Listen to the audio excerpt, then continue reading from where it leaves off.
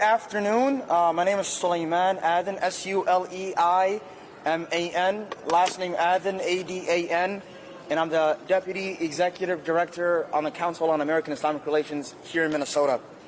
We are gathered here today not just as organizers, activists, and advocates, or even for you all as members of the press.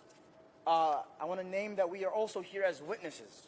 Witnesses to a movement in Minnesota and in this country where peaceful protests is being targeted and treated as a crime, where the demand for accountability is met with retaliation, and where communities are asked to accept violence without truth and power without oversight. We are here because the killings, or rather I should say the murders, of Renee Good, of Alex Peretti, here in Minneapolis did not happen in silence. There were witnesses there. It happened in public, in front of neighbors, cameras, and communities who saw, recorded, and continue to remember. And today we stand to say that those memories matter, that what people witnessed matter, that our eyes, our voices, and our collective conscience matters. This press conference brings together a broader civil rights coalition to confront the political targeting of organizers, the unchecked expansion of the militarization of ICE here in Minnesota, and the criminalization of dissent under federal enforcement obligations. Today also marks the launch of year 2 of the nationwide Target boycott, a campaign for corporate accountability and economic pressure co-founded to demand that companies do not profit while enabling state violence or the erosion of civil and human rights. You will hear today from leaders who have been on the front lines of this work and who are now themselves facing political retaliation for refusing to be silent. And up first we have civil rights activist, leader, and attorney Nekima Levy Armstrong. Thank you. Good afternoon. Thank you all for being here. I am Nekima Levy Armstrong, a civil rights attorney, an activist, the founder of the Racial Justice Network, as well as a former law professor. I stand before you today as someone who is facing political retaliation at the hands of the Trump administration for using my voice to speak truth to power and to challenge what I feel is a conflict of interest with regard to ICE pastor David Easterwood serving as both a pastor at City's Church in St. Paul, as well as the acting director for the field office for ICE in the state of Minnesota. In that capacity, David Easterwood has condoned the conduct of ICE agents who have wreaked havoc upon the streets of Minneapolis, who have brutalized people, and who have murdered people, all while our government tells us to wait and be patient. Minnesotans have been extremely patient and have exercised restraint with regard to the level of violence, brutality, terrorism, arrests that have happened, violence against women, kidnapping of children, and on that our community has been forced to endure. We are here today to say we will not be silenced, we will not be intimidated, and we, the people, will continue to show up with our whistles and our voices as they bring guns and munitions to level against innocent people.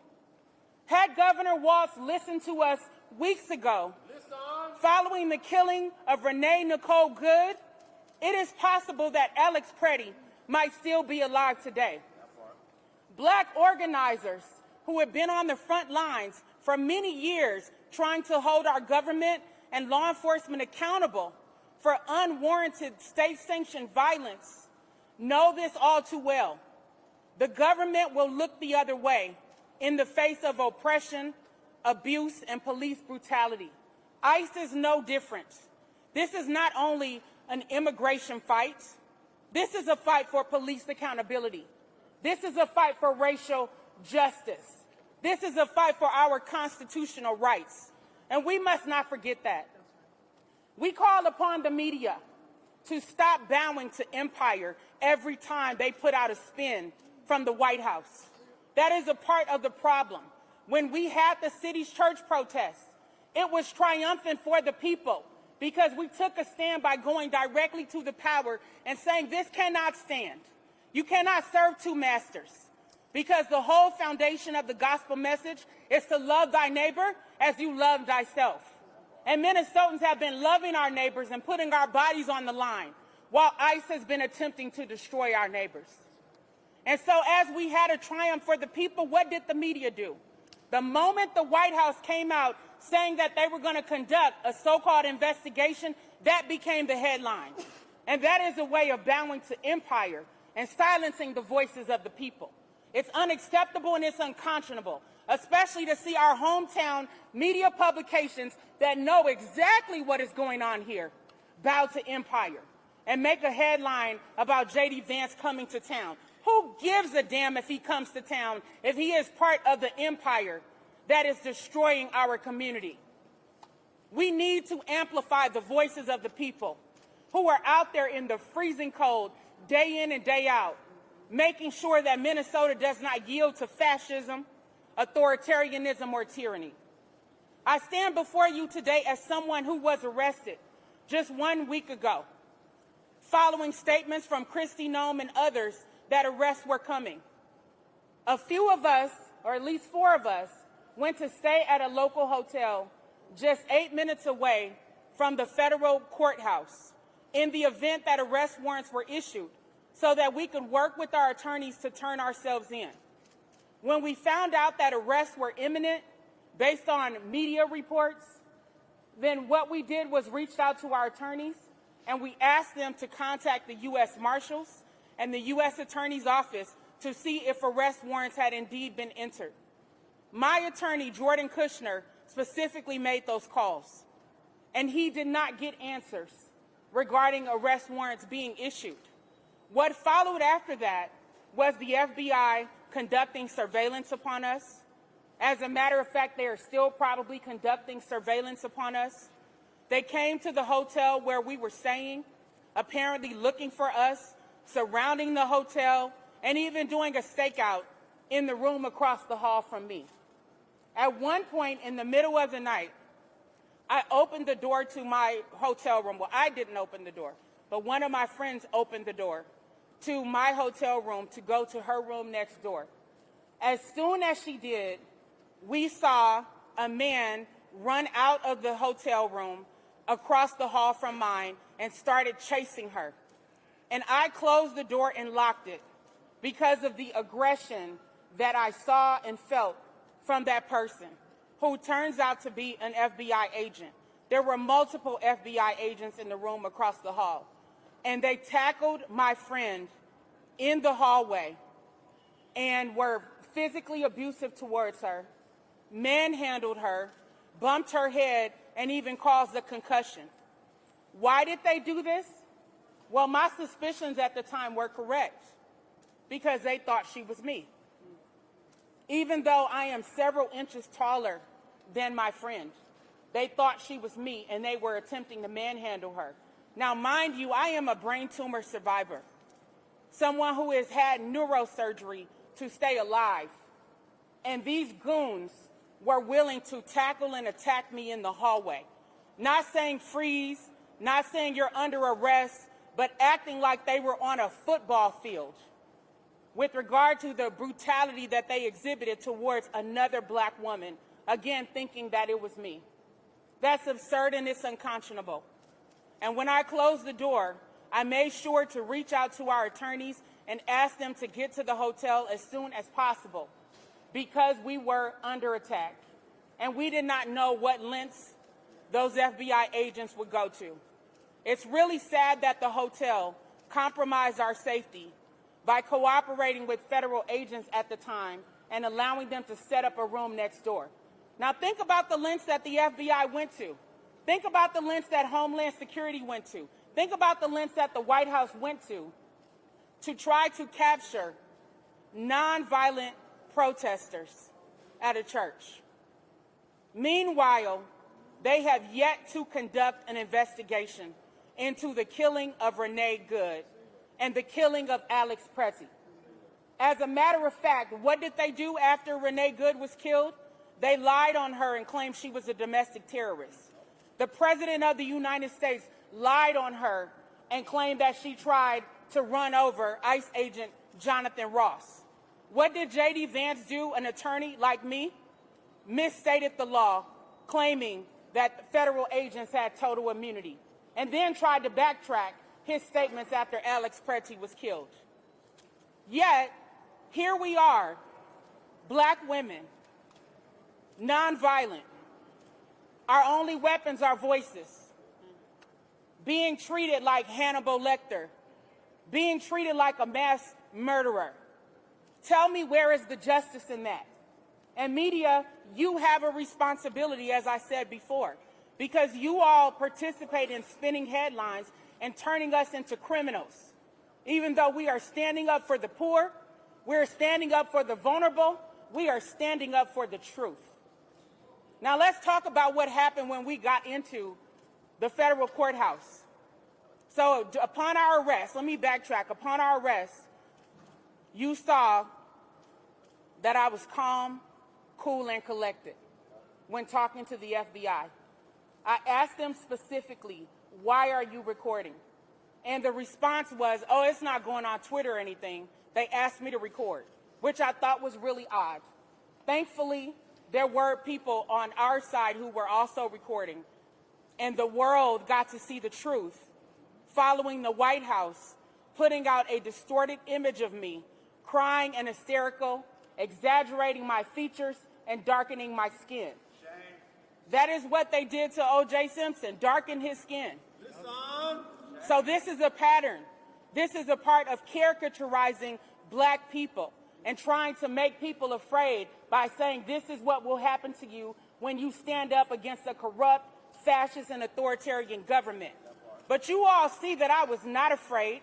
I did not back down. I stood in the spirit of my ancestors and black women who for centuries have held it down despite state-sanctioned terroristic violence against us. So after that happened, once I was actually handcuffed and taken into custody, we got into the federal building, and there were marshals who were shocked that we were being arrested for protesting. They could not believe it, and they said so. When we got into court, as you could see, the magistrate judge ordered that Chantel Allen and I be released that same day.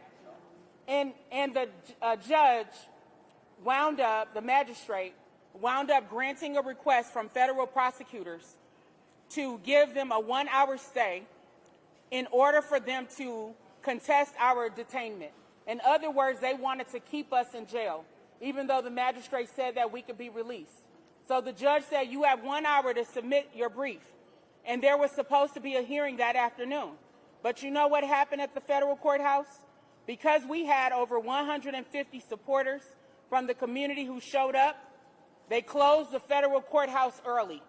And 8 minutes after that 1-hour stay, they transported Chantel Allen and I into a vehicle by the U.S. Marshals and took us to the Sherburne County Jail. But they didn't just take us to the Sherburne County Jail. They used 3 different sets of restraints on us as if we were hardened criminals and murderers.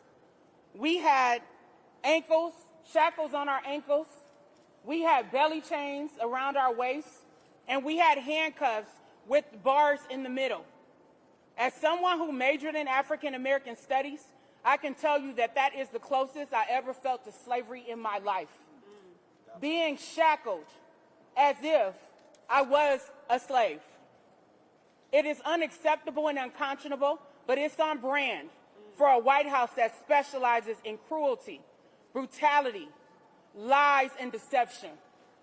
Once we got to the Sherburne County Jail, we were strip searched.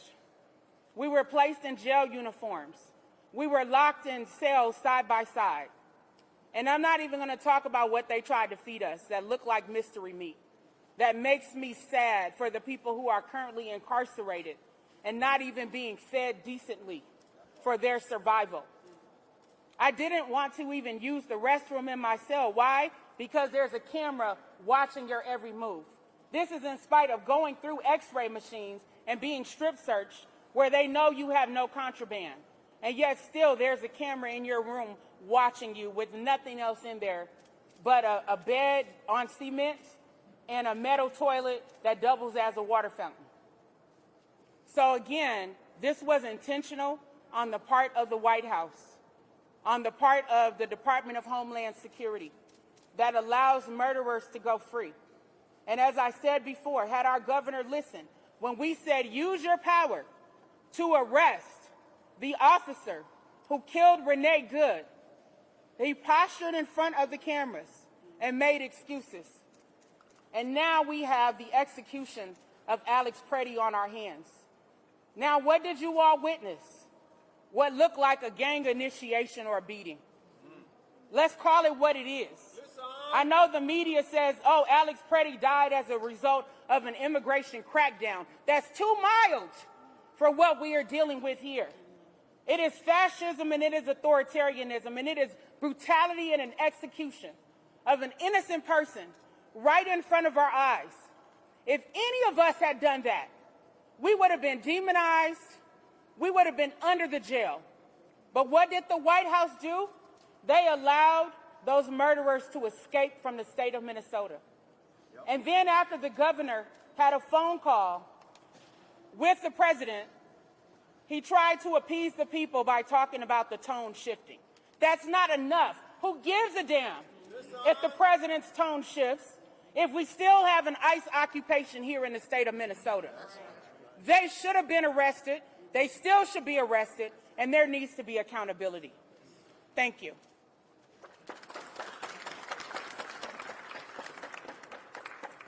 Something that comes to mind for me is Tom Holman, Donald Trump, J.D. Vance, City of Minneapolis Mayor Jacob Fry, State of Minnesota Governor Tim Walz need not have been alive or been leaders during the civil rights movement to know or to think or to wonder what side of justice they would have been on at that time. Their actions in Minneapolis, in Minnesota, this month alone is a reflection of what side they would have been on in justice. Next, I would like to bring up the co-founder of Black Lives Matter Minneapolis and St. Paul Public School board member Chantel Allen. Thank you. It's Black Lives Matter Twin Cities, and I'm also part of the National Black Lives Matter Grassroots Organization. Nekima said it best about everything kind of we went through. One thing she left out is in the transport, they didn't handcuff, they didn't put a seatbelt on us. So they had us shackled, and then our arms were chained to our stomach, and our feet are chained together, and we're in the back of this ride, and they didn't give us a seatbelt, and they were just driving reckless like they were trying to Freddie Gray us. I just want to add to that because that's the kind of terror that they're putting on our communities right now.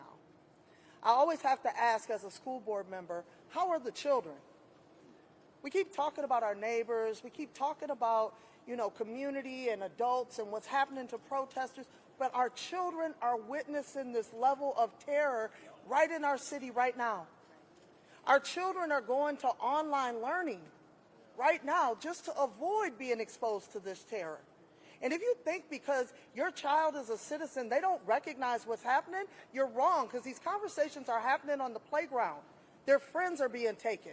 Their friends' parents are being taken. Their teachers are being taken. Their mentors are being taken. The people that they love are being just stolen away from here, and all they see is the violence attached to it. What is this going to do for our society in 20 years? How are our children going to feel about our government, about our people in 20 years after they're seeing all of this during their foundational years? That concerns me. A week before all of this went down, we had thousands of kids walk out of school to say, take a stand. Arrest Jonathan Ross. Do something. We're afraid. We're down 500 kids in our school district right now of children who are just afraid to come to school. We're projected to have another 400 next year. That's 3 schools worth of children. We're not talking about a few absence and we're going to be able to just keep functioning? We're talking 3 schools worth of children who don't even want to come to school because they're afraid to stand at the bus stop. Children who are afraid to go to the corner store, to their sports games, to their things that they love the most. They're being confined in their houses. When, as a society, are we going to say, let's protect the children? That's right. Let's protect the children. Let's do everything in our might to protect the children. And I'm here to say I'm willing to do everything in my might to protect all of these children in this Twin Cities. They should not be exposed to this, and we need serious accountability right now, and we need ICE out of our city so that we can go back to safety and we can start the healing process so that this doesn't continue to trickle on for the next 50 years. I'm Chantel Allen again. Thank you all for being here, and this has been a horribly traumatic experience for me and my family, for Nekima and her family, but it is a horribly traumatic experience for our small children, y'all. Pay attention to our children.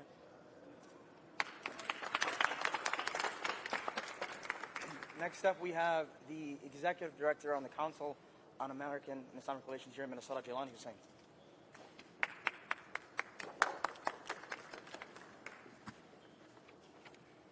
First and foremost, I want to just acknowledge the incredible leadership,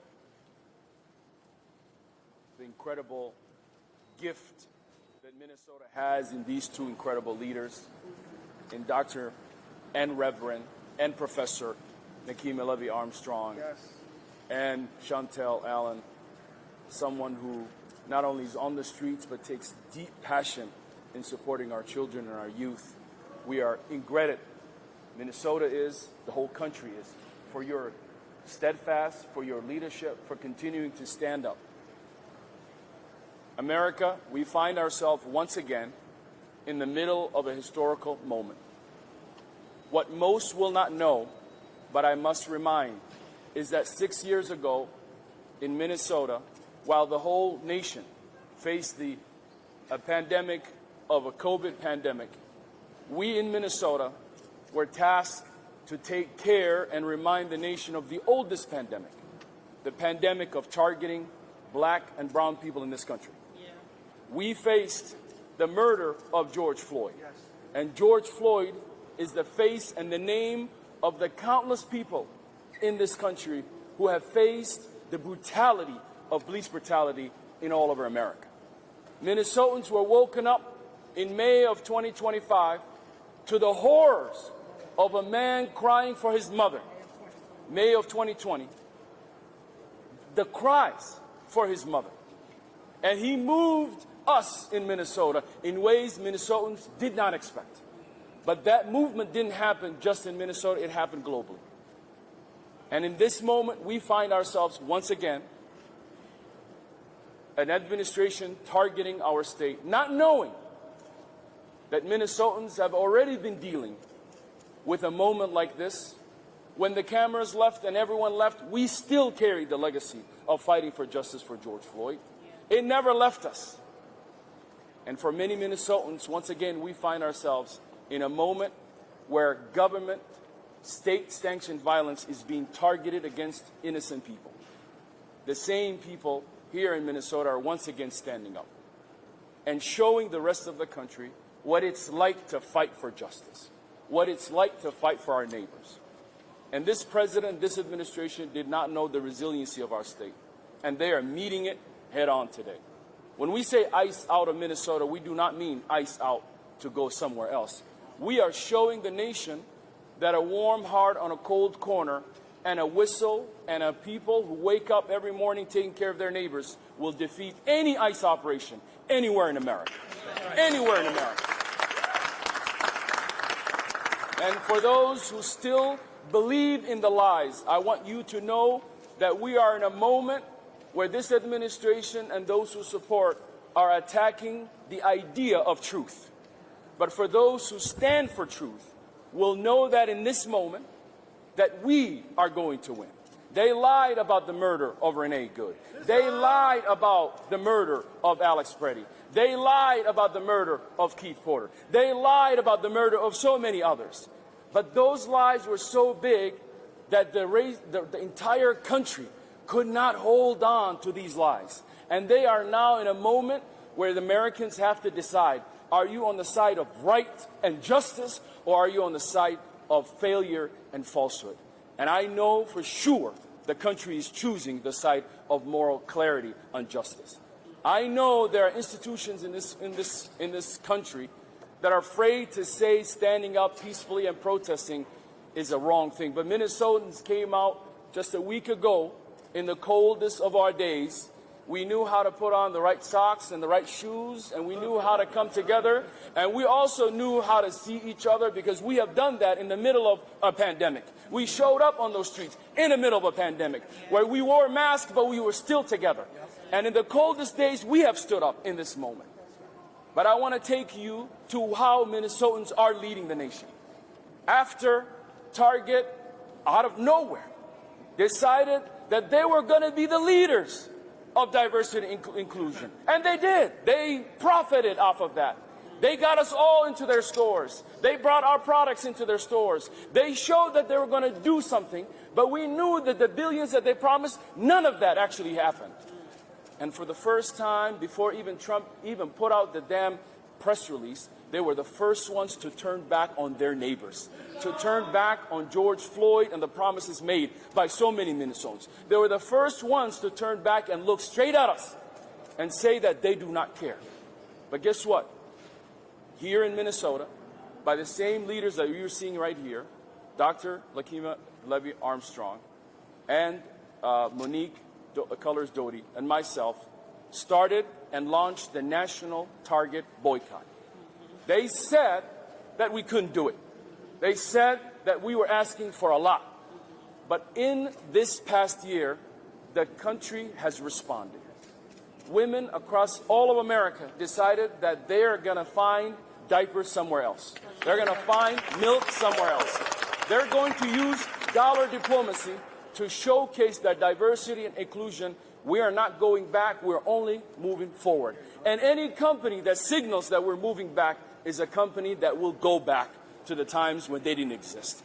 And for this past year, not only did we see less people shopping at Target, but we have seen Target not recover from the decline of their stocks. In fact, Target at this moment, as I speak to you, is a no-buy stocks. Anyone who buys a Target stock is a fool in today's society.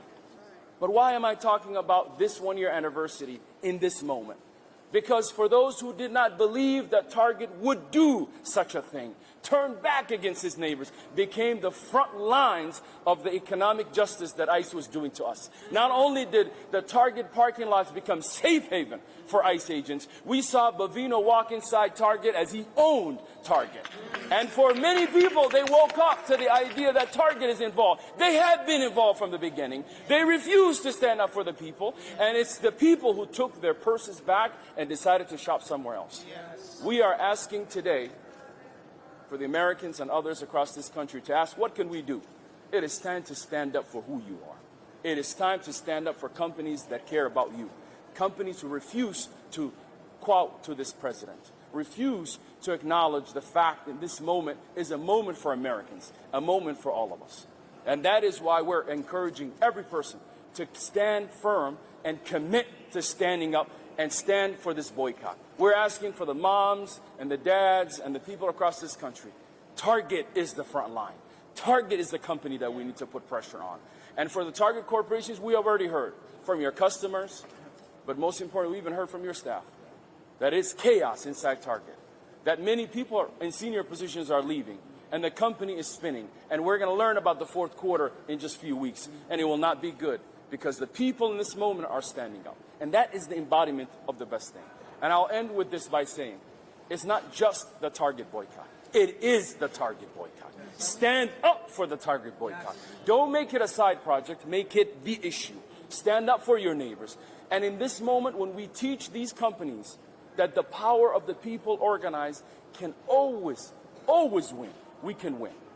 And to all of Minnesotans who has saw the charade of this government, the charade, that they would arrest peaceful protesters faster than arresting those who murdered Renee Good and Alex Freddie is a sign and a testament that what is happening to us has nothing to do with justice, nothing to do with that.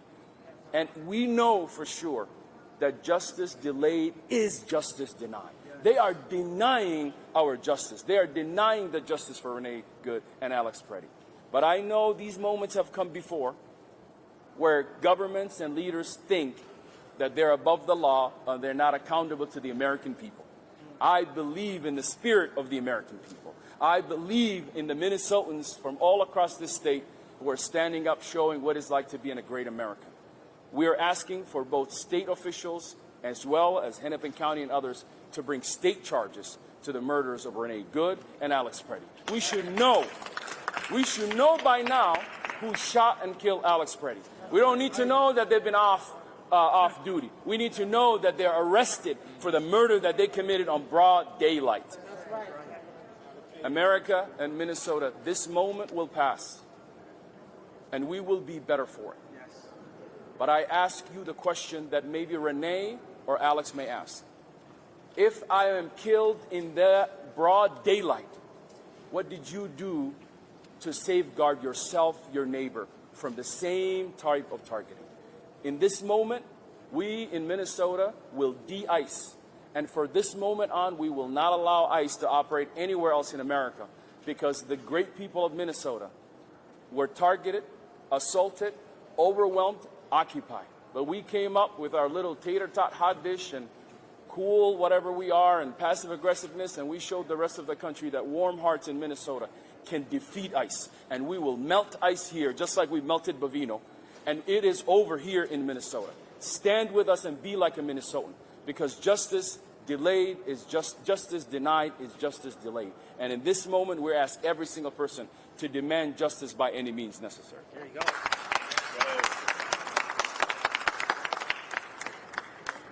Thank you so much, Jelani Hussein.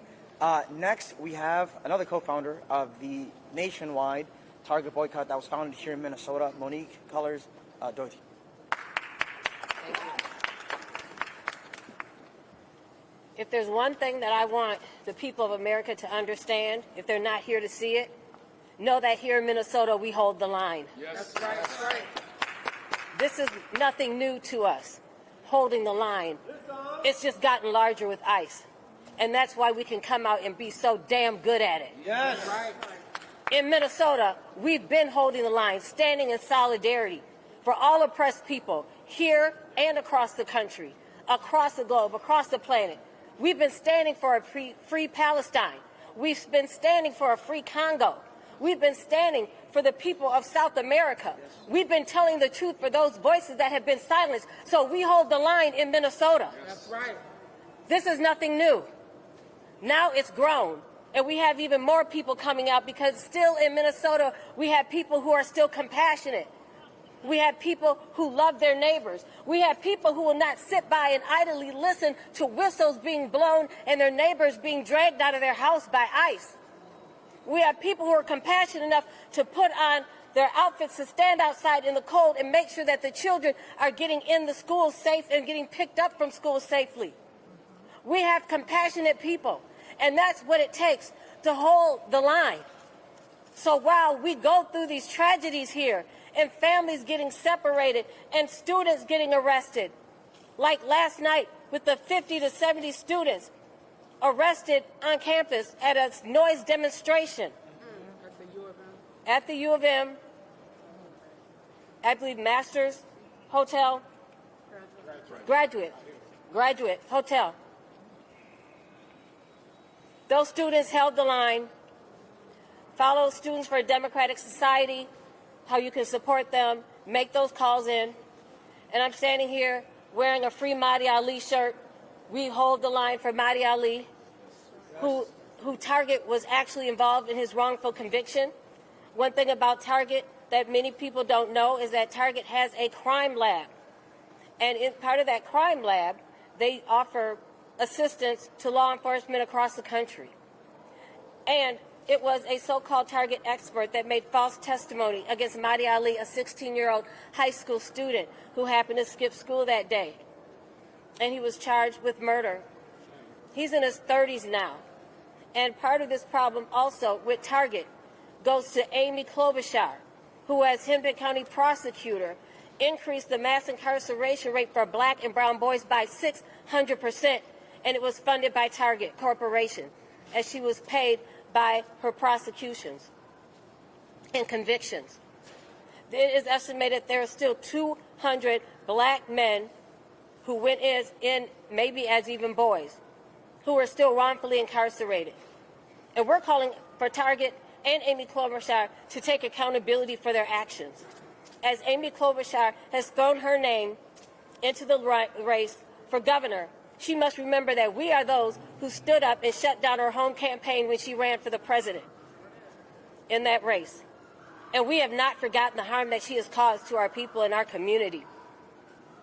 So when we see Democrats harming our people, we see Republicans harming our people, we have to remember that Democrats and Republicans are two sides of the same coin, that capitalists will put profit before people. So we are fighting for a new America, a new way of life, a way that accepts diversity, equity, inclusion, a way that values all lives and all people, where our neighbors are protected and safe, where we are not exposed to wrongful prosecutions. In this country, we stand for a true and just America, for a better America. All power to the people. Thank you so much. Something that comes to mind for me is that the state and the country gave a damn when two white people were killed. If any, I believe, as a rising imam, a theologic studies student, an activist here in this state, that if anyone in this state were killed that looked like me or the people behind me, the state or the country still wouldn't give a damn. You know how we know? Who was killed before Renee Good and Alex Preddy? Keith Porter Jr. Black and brown. Black and brown. Black and brown. White folks in this state and this country didn't give a damn until two white people were killed. Trump's base didn't give a damn that even though Alex Preddy, had a lawful and legal firearm on him that he did not use despite what they say, still didn't give a damn. However, they did give a damn that Kyle, he-devil, trigger-finger, Rittenhouse was trying to protect his community and red band him. Shame. Shame. Shame. Next, we have Michelle Gross to speak to us from the Communities Against Police Brutality. Thank you.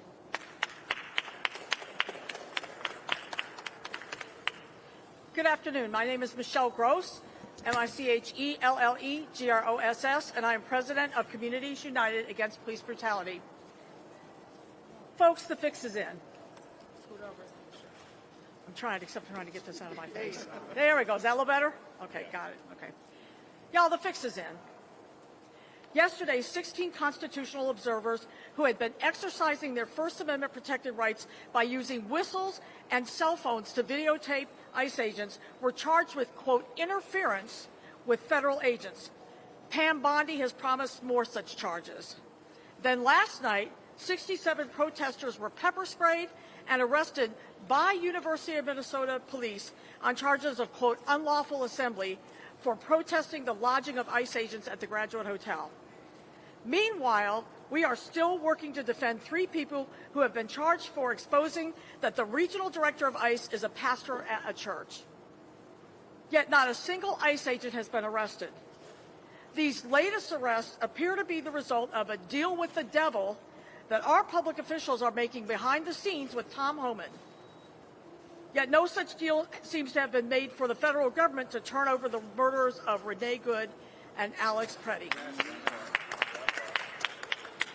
When members of the Trump administration showed up on our doorstep, the first thing our elected officials should have said is, turn over the killers and then we'll talk. That's right.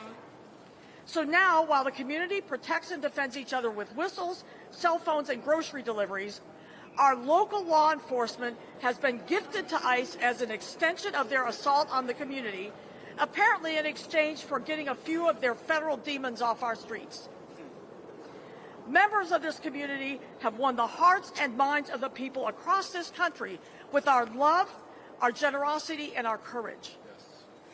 People everywhere have joined with our demand for ICE out.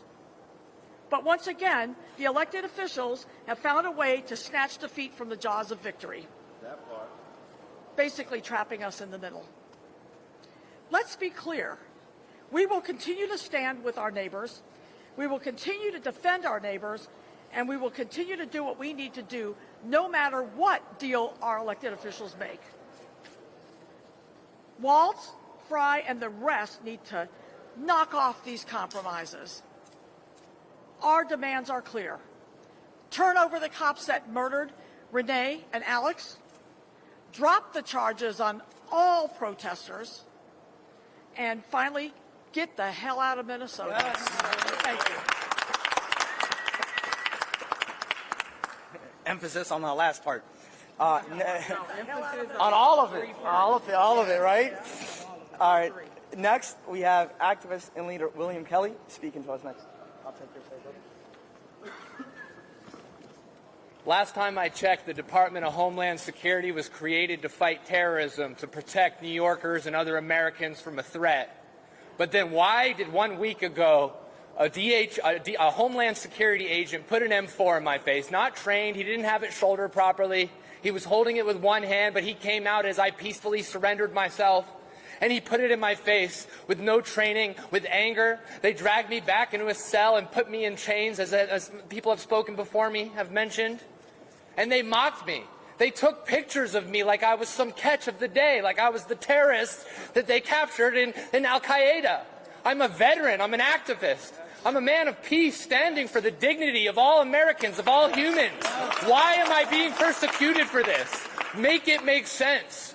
Americans, I ask that you remember the Constitution. You remember that this nation was founded on liberty for all. All people are created equal. So remember this, Americans. Get off your couches. Join in solidarity with your Black, Latino, and immigrant communities, because you have more in common with them than you do the billionaires. And do it peacefully. We have the First Amendment for a reason. That's all I've ever done, is raise my voice in the name of the Constitution, in the name of humanity. So please get in the streets now, Americans, and do not let them silence our voice. Do not go quietly into that night. All power to the people.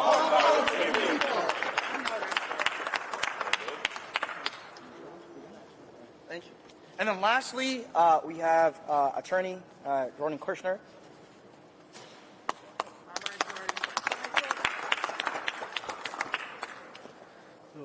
We're in the heat of struggle against fascism here. The fascist takeover by the Trump regime.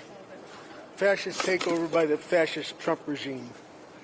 These the prosecutions that brought us here of people who were involved in a nonviolent protest that happened to be at a church, that is fascism. This is central to the First Amendment, that people have a right to protest. This was a peaceful event.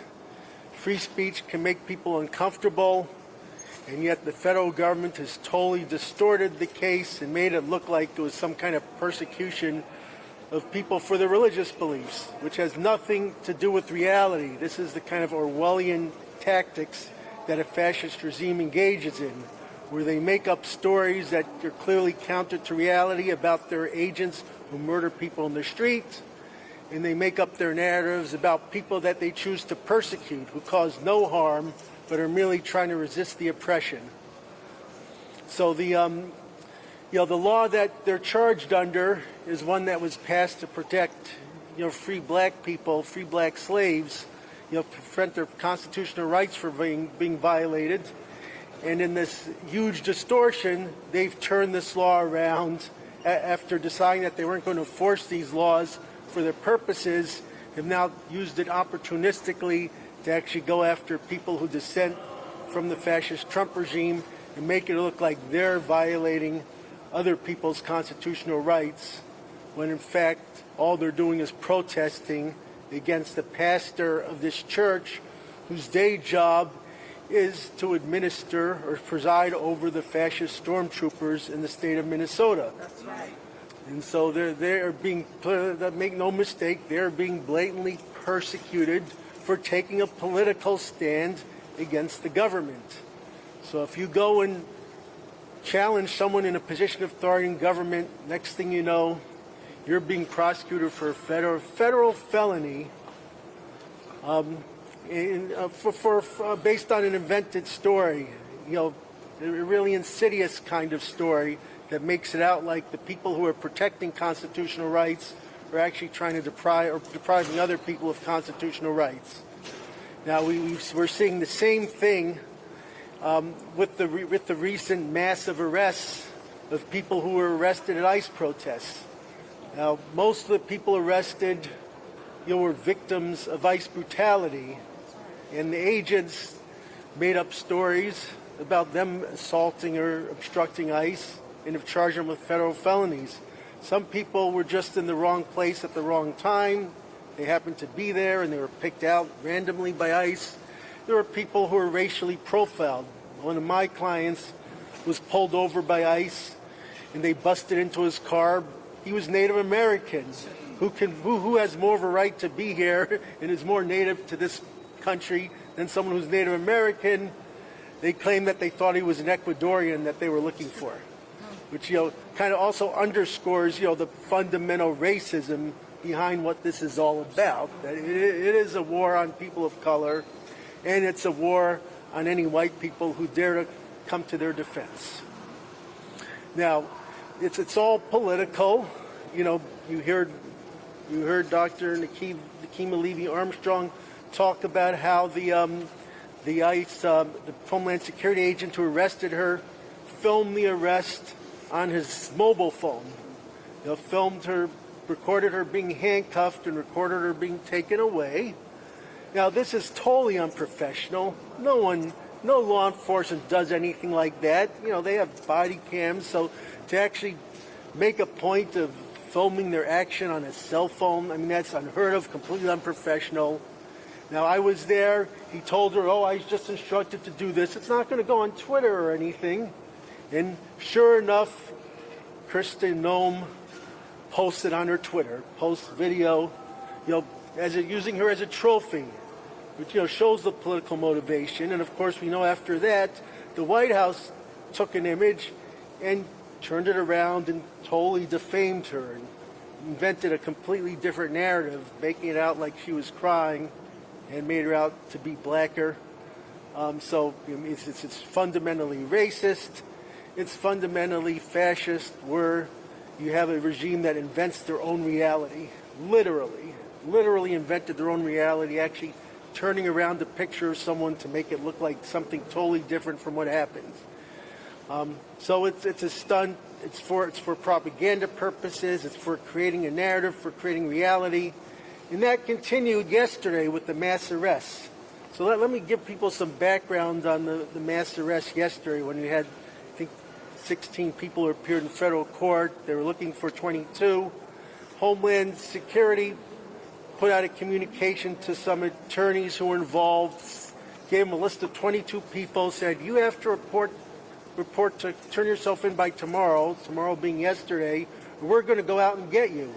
Of course, you can imagine the fear, given how violent these federal agents are, of them coming to your home and busting down your door. So 16 people who the attorneys could communicate with went and turned themselves in the next morning. The attorney who was involved in negotiating it, she was promised, we're just trying to make this orderly. We're not going to make a public spectacle out of it. Well, know what they did? They took cell phone recordings of every person who turned themselves in and put it on Twitter again. Pam Bondi posted it on Twitter. So now you're innocent until proven guilty in the system. The government doesn't flash photos of people being arrested like trophies. They have an obligation to not invade their privacy, to not make it out like they're criminals until it's been proven so. And in this case, it'll be proven otherwise. So again, this is completely unprofessional. It's against all professional ethics of what are the standards in the criminal and justice system. And again, just like with Nekima Levy Pounds and Chantel Allen, they've used these arrests as trophies, has nothing to do whatsoever with enforcement of the law.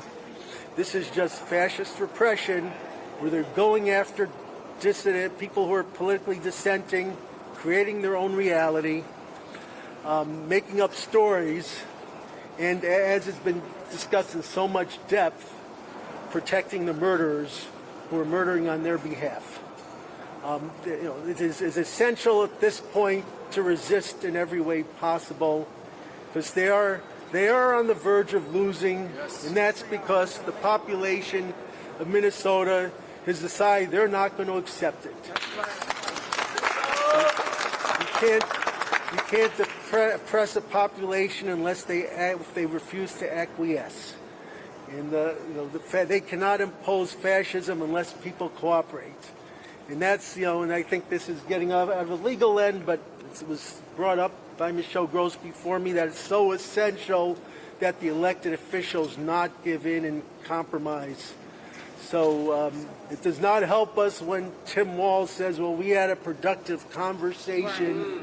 There is no, with another, with another fascist who's replaced Bovino, Tom Homan, who accepted a cash payment of $50,000 to, for favor of the Trump administration, who's one of the architects of the oppression of immigrants, horrible person. And then you can't negotiate with this. Trump says, well, we'll take the people after you cooperate. There's no cooperation here. That's right. We cannot, they have to get out. There's no, we cannot sacrifice any immigrants here for our peace. There's not only can't we throw anyone under the bus because it's completely wrong for them, but we're also going to be throwing ourselves under the bus because this fascist regime is going to stop at nothing. Anything you give them, they're going to take more. That's right. And so we've got to fight these criminal prosecutions. We've got to do everything we can to mess up ICE's operations, not cooperate them in any way, because the only thing that they can understand is defeat. Anything that you give them, they're going to portray as victory, and they're going to do more, and they're going to keep oppressing us. So I think we all have to demand that Walz and Fry, that they not give in. I mean, I'm not a fan of Fry, but when he said we don't cooperate with them, we don't enforce immigration laws, and he was firm about that, that was the right thing. There's no way that it's in any way acceptable for the state or the local authorities to in any way help the feds with their mass deportation of immigrants, returning immigrants in. They need to protect everyone in this community against this fascist occupation until that occupation ends. Yes. Thank you.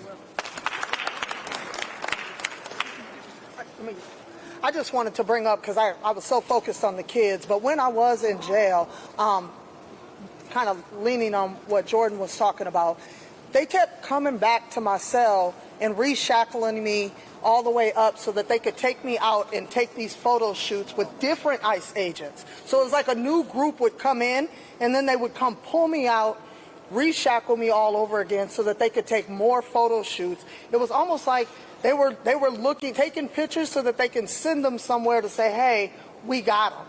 And that's what it felt like to me. And that happened to me like 3 or 4 different times with different groups of ICE agents that just came in, federal agents. I just wanted to put that out there. We'll take questions at this time. Jolly. The question is, you had an AI altered image spread of you from the White House. All 3 of you were arrested, had your names dragged across Christy Nolan and Camelot's social media. My question is, how has been the fallout of that since your arrest? How has it affected your personal life? I know that many of you had to get security, you haven't been able to go to work. What's been the fallout of this online social media, I guess, exposure from the administration? Thank you for that question, Jolly. There has been a lot of fallout with regard to our personal safety being jeopardized. Now think about this. These are people who claim to be standing up for City's Church in response to a nonviolent protest that happened there. But what are they doing? Calling us the B word, calling us the N word, calling us apes and monkeys, and saying that we need to die, calling our phones, emailing us, dragging us across social media, but supposedly these are people defending a church. I would expect that if City's Church does not agree with this behavior, that they would speak up and say that this is not in alignment with the Christianity that we practice, because it's certainly not in alignment with the Christianity that I practice and the God that I know, who does not depend on hate but focuses on love. And we are seeing an absence of love with regard to the way that we are being treated. And the White House and the President and Kristi Noem and Pam Bondi and J.D. Vance are all helping to foment that hate against nonviolent, peaceful protesters. They represent the federal government, which again is supposed to be the greatest superpower in the world. And yet they are leveraging their power against nonviolent, peaceful protesters while failing to hold executioners accountable for their actions. So all of us have been impacted in many ways. Our families have been impacted. But guess what? The God I serve is a protector. The God I serve is a defender. The God I serve is the God of truth, justice, and righteousness. That's right. And that's how we can continue to stand on our beliefs in spite of what they try to throw our way. That's right. Yeah, I mean, it goes beyond just my own personal family. I mean, our school board is also being threatened, and our schools are in high alert right now because of this. And, you know, it's just, like Nekima said, it's so crazy to me that people who are, you know, saying that they're Christian and defending the church, and they're sending off these, I'm getting death threats, I'm getting, you know, bad phone calls, emails. It's happening in every direction of my life. And it's like, are we here for God? Are we here for love?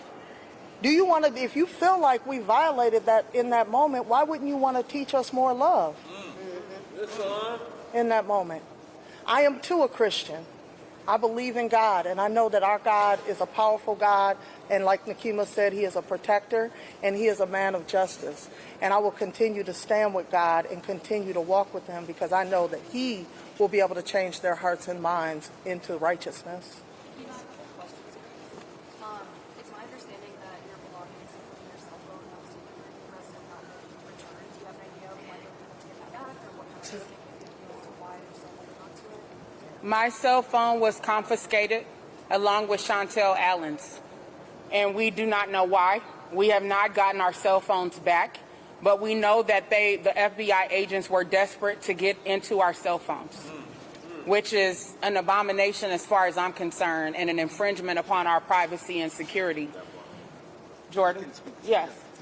So we filed a motion to the court that's pending, where we've asked the court to order the federal government to return the cell phone, return Nekima's cell phone. Now, they were desperate to get that cell phone. After they completed the arrest of Nekima Levy Armstrong and Chantel Allen, they actually followed, the group of Homeland Security agents followed and stopped one of the attorneys who was on the scene, in her vehicle, and threatened to arrest her, thinking that she took the cell phone with her. They said, "You're hiding evidence, we're going to arrest you." They let her go. Then I got a phone call from a Homeland Security agent saying, "We demand that you turn over Nekima Levy Armstrong's cell phone, right away." I said, "Well, I'm not giving anyone up any property unless there's a court order." She said, "We'll get a court order." Then I saw her in court a little bit later, and she goes, "Oh, we found the cell phone, we have it." So they're desperate to get that cell phone. And, the reason is, and it's in my motion, it's filed with the court, is because there's not going to be any meaningful evidence of a crime with this nonviolent protest in the church.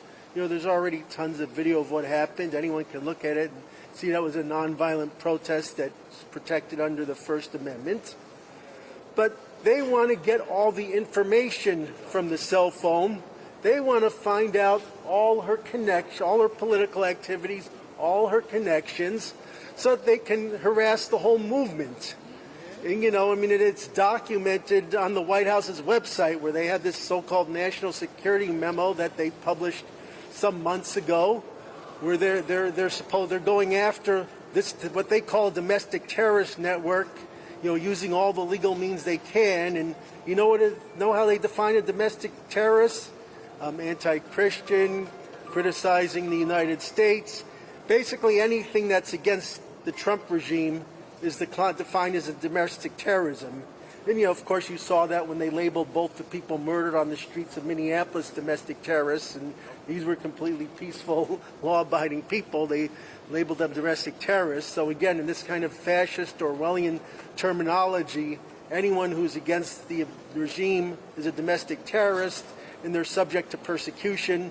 So they want, and I'm glad someone asked about the phone, they want that phone so they can get all the information and they can persecute as many other people who are involved in resistance as possible. We're waiting for the court to decide on that motion, and usually the government kind of has liberty to take cell phones when there's arrest, and it's pretty routine for them to extract all the data from them at this point. You know, that can't be allowed to happen here because they're not searching for evidence of a crime.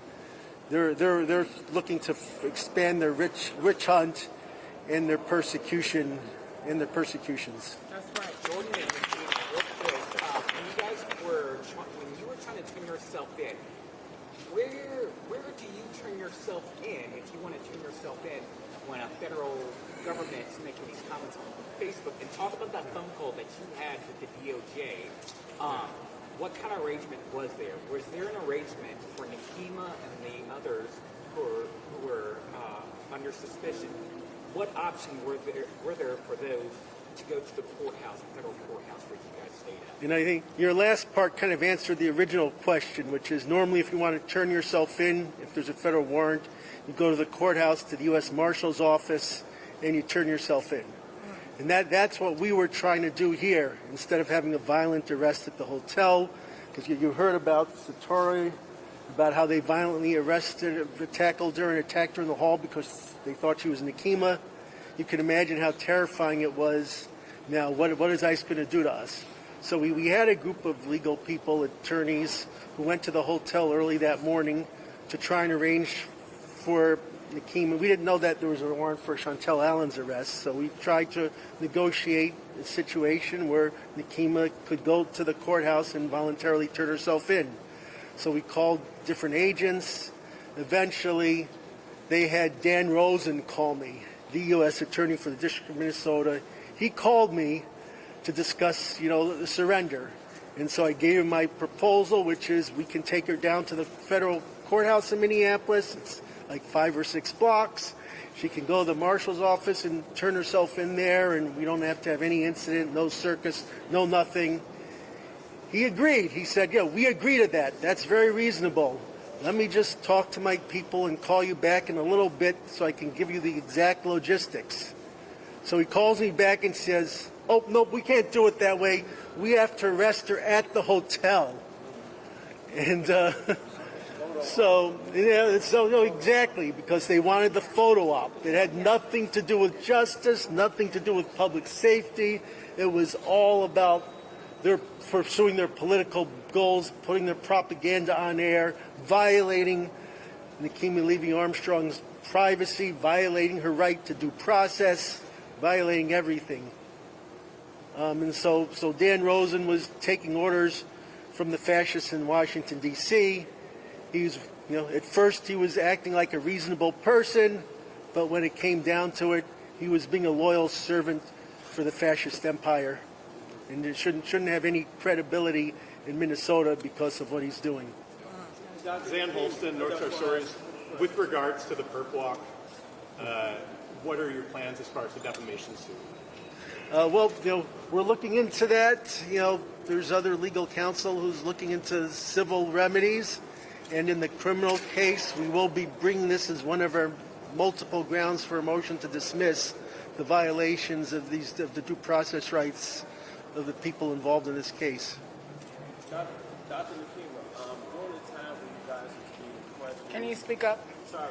You guys were in the courtroom when they didn't have any warrant. What did you think about that? Have you ever seen anything like that in your profession before? No, it just shows the lack of professionalism of the federal government at this time. I know that people normally trust in the federal government, but you have heard their lies, their manipulations, the fact that they would put out a distorted image of me. These people have no shame, no morals, and no ethics. We're not dealing with the traditional federal government. We're dealing with evil. That's why we have to use our voices and take a stand. And so in court, multiple times, the magistrate asked for the arrest warrants before we finally saw them. That was the first time I even saw my arrest warrant. And Chantel Allen as well. So it shows you what we're dealing with here. And that's why I'm reminding the press to stop legitimizing a lying, fascist, authoritarian federal government and downplaying the truth. We're the ones who are interrogated as if we're doing something wrong when we are standing up for the people and trying to prevent our country from sliding further into authoritarianism. People are asking me about how long have I been a reverend? How long have I been a preacher? Well, you need to be looking into City's Church and their connection to Pete Hegseth and the powers in Washington. Ask them about their theology. Are they recruiting ICE agents in the church? We don't know. But we went to try to ask these questions and figure out, how are we dealing with this conflict of interest? How is this Christianity? And what were we met with? Handcuffs, shackles, criminalization, and abuse. Real quick, I want to say that I consistently asked for a warrant. When I finally got to the federal building, a guy came with his phone and he scrolled really fast and he pulled up Nekima's warrant. And he said, here it is. And I said, I'm not Nekima. They said, we definitely have a warrant for you. And so then they kept scrambling around and they brought a piece of paper that had my name on it. It looked kind of like a warrant, but it didn't say what I was charged with or anything like that. I said, this doesn't even say what I'm charged with or what what it is. So I never really saw the actual warrant until we got in court and the judge demanded to have one. So. To follow up with your cell phone confiscation. No. We did what needed to be done. You see that we're unapologetic. People need to speak up. We cannot be silent, sitting on the sidelines. No one is coming to save us. That's it. Who keeps us safe? We keep us safe. Who keeps us safe? We keep us safe. Period. To follow up on the cell phone confiscation, Mr. Kelly, my understanding that the day after you were released, they came looking for your cell phone through a search warrant. So I woke up the morning after I was released. I woke up to a phone call at about 6:15 a.m. while also hearing whistles outside my residence that I was currently staying at. I go out and I look out the window and there's HSI agents at the back door of my neighbor's house. Upon answering the phone call, I hear them say, "He's in there, we got him." And they barged into my neighbor's house, even though I had been in court the day before and gave them my address. They barged into my neighbor's house with guns drawn just as they came to me. I'm a peaceful protester, but they barged into my neighbor's house with assault weapons. Where are we at, America? Where is our liberty? Where is our freedom? Remember the Constitution. Stand for the Constitution before it's too late, please. And they were looking for your cell phone. I believe they were looking for my cell phone. They had a warrant signed by a judge, but it did not say what they were actually looking for. So to bring it back to the murders and to throw the federal government out of it, what is the state and local, like, do they have jurisdiction to issue subpoenas, to start investigations, to arrest people? Yes, they do. Can you clarify where that is, please? Yeah, they can. The state can enforce any criminal violation that happens, within the state of Minnesota. Even if the federal and the county says no. Well, let me finish. So, the county can. So here's how. It does get more complicated. They can arrest someone and charge them with a crime, even if they work for the federal government. At that point, the federal government could say, federal supremacy. They're doing their job. The state doesn't have jurisdiction. They would take the case, remove the case to federal court, and the federal court would decide whether it's appropriate for the state to prosecute or not. And that would be a legal battle. But you can't have that battle unless they arrest the people in the first place, so it can play out. Let me just go back to the warrant. You know, there was a reason that they wouldn't share the warrant, and that's because once we got the warrant, the magistrate demanded they turn over the warrant, and he had a reason because he had scratched out one of the charges and said no probable cause for that charge. So, you know, they were charged with, you know, conspiracy to violate civil rights. There was also a charge for violation of what they call the FACE Act, and he found that there was no probable cause for that charge, and they didn't want us to, didn't want us to find that out. So just to follow up on my question, is there any indication that our state and local officials are following up on their ability to arrest people and conduct their real investigation? I know that, you know, I just see in the press Keith Ellison's assurances that they're conducting a thorough investigation, and I guess it's going to remain to be seen. Because people have pointed out that if there was video of anyone else shooting someone else in cold blood, they would be in jail right away. Right, and that's what we want the people to understand. All the posturing we've seen from our elected officials here in the state of Minnesota, they keep begging and pleading with Donald Trump to get ICE out of Minnesota, but they won't use the authority that they have right now to arrest these executioners, to arrest these thugs and these gangs who are terrorizing our community and who call themselves ICE. Drew Evans needs to be fired or to resign. He would not even put the BCA as the investigating criminal agency on the murder of Renee Good. So after we, as black organizers, applied pressure and we demanded a locally led independent investigation, after the federal government said that they would not cooperate with the BCA, we said this doesn't make sense. You can't trust the federal government anyway. Do your own investigation. And so then we had all these elected officials posturing before the cameras saying the same thing we said the day before. And then we had AG Keith Ellison and Mary Moriarty saying they would conduct an independent investigation. People thought the BCA would be heading that investigation. But you can look at their website right now and see that they're distancing themselves, saying that they will only collect and categorize information, but they're not leading the investigation. There is no law enforcement agency attached to the current investigation that is happening with regard to Renee Good. That is something that the governor could remedy. He could demand that Drew Evans, who is under his authority as the head of the BCA, conduct the investigation into the killing of Renee Good. And beyond that, what more do they need? They have witnesses, they have video. They have put many young black men in prison with far less evidence. So what are they waiting on? They know exactly who did these crimes, and yet they have let them walk away scot-free. We get jailed and shackled, and Jonathan Ross gets federal protection in front of his home. We get jailed and shackled, and the two officers who killed Alex Preddy are whisked away out of the state of Minnesota, and we don't even know their names or their identities because they're able to wear masks. Those are thugs, gangs. They need to be held accountable. Yes. Fascism.